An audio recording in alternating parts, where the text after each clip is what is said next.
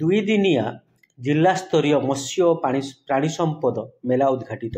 जोहार मुई रुद्र, आपण मानके न्यूज 26 स्वागत। नुआपड़ा जिला स्थानीय पुलिस पड़िया ठारे दुई दिनिया जिला स्तरीय मत्स्य और प्राणी संपद मेला उद्घाटित हो जाइछि। नुआपड़ा जिलापाल मधुसूदन दास अध्यक्षतार आयोजित यह मेलार उद्घाटन समारोह में नुआपड़ा विधायक राजेन्द्र ढोलकिया मुख्य अतिथि भाव जोगदे उद्घाटन करथिले।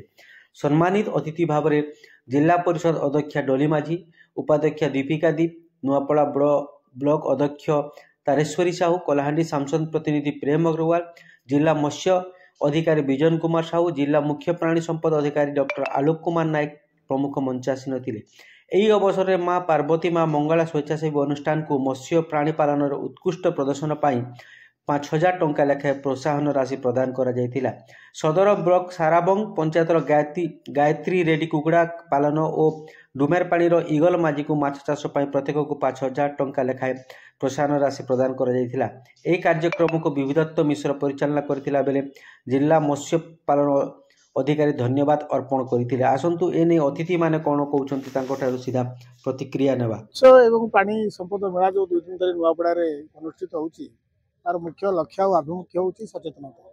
सरकारी योजना जहाँ आसी तार केमि सफल रूपायन चाषी भाई मान पाखे पहुँचब से व्यवस्था करिछु आमे एवं सेतिबाई आमे मध्य किछि सफल चाषी को उदाहरण स्वरूप संबर्धित करिछु जो माने प्राणी एवं मत्स्य पालन रे से माने आगधाड़ी चाषी अच्छा आम जिले में समर्थ करुँ।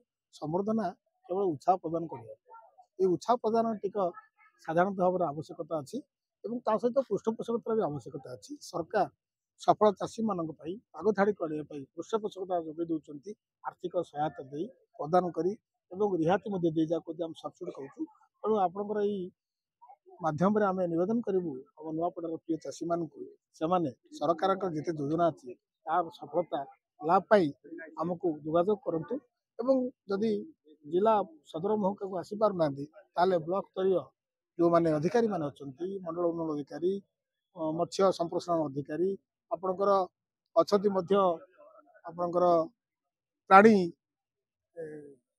जो प्राणी स्तरीय जो डाक्टर अछंती हमर प्राणी चिकित्सक जो अछंती समान सहित जोगाजोग करिवे एवं आमे वार्ता रखुछु जे सरकारी योजना को जेमती लोक पाखरे पहुंचबो ये योजना द्वारा से व्यवस्था आम करुँ जिते संवेदनशील प्रशासन जोगे दे हम प्रशासन तरफ आम चेष्टा करुँ आमर चेष्टा बलवत्तर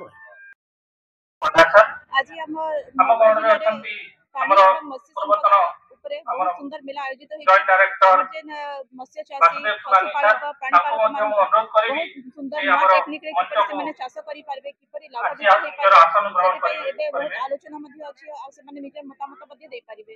जिला प्रशासन बहुत सुंदर पदक्षेप कि किपरि हम अंचल चाषी माने बहुत भले भाबरे आत्मनिर्भर होई पारबे तेणु जिला प्रशासन आज आपने देखुंत मत्स्य प्राणी संपद मेला नुआपड़ा आम 2024 मसीहार आरंभ कर 2 दिन धरी चलो।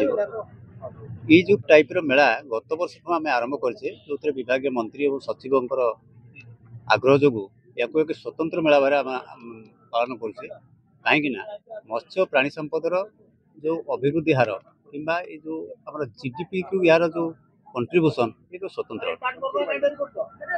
आप देखिए भारतर अर्थ माने परिसंख्यान को अनुसरण कले यदि एग्रीकल्चर ग्रोथ 4% हिसाब से होची फिशरी और एनिमल रिसोर्स डेवलपमेंट जो उत्पादन अच्छी 7% हिसाब से हो।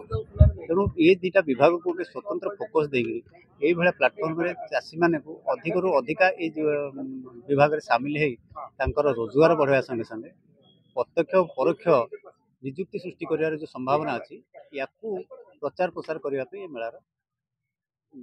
नुआपड़ारू सुरेश डंसनांक रिपोर्ट न्यूज 26।